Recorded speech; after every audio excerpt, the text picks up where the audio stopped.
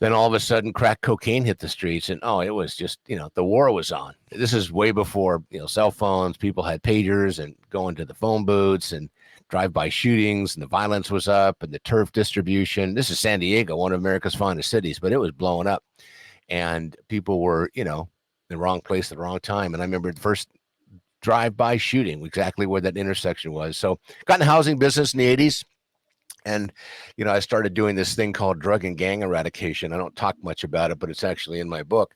And what I would do is I'd go into apartment complexes and I would identify the distributors, since I used to be one, because I know how it works. And I would knock on their door, hello, it's me, Scott. Who is it? Scott, I'm the working for the management company. What do you want? I said, I'd like to talk to you for a second. The guy would come out and I go, look, you have to stop selling crack. He goes, what? I said, you gotta stop selling drugs here.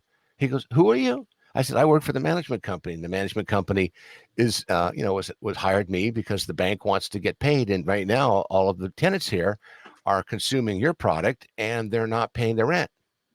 He goes, that's true story, Sean.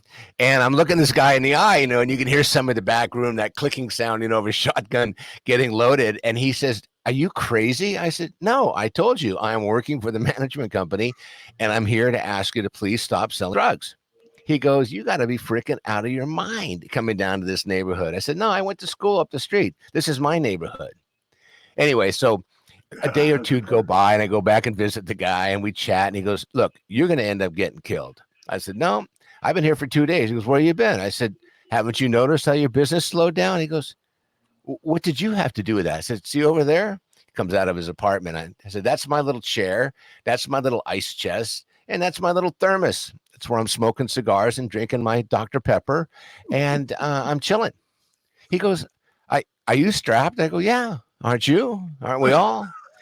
So anyway, I said, look, this is called Operation Interruptus. And you're going to have to stop selling drugs. He goes, he's looking at me like I'm nuts. And he goes, are you part of the Popo? I said, no, I'm just a private guy working for the management company. Why do you make me keep repeating myself? I've got a wife. I'm not going to listen to you like this anymore. You have a week, get your stuff together and find a way to get off the property.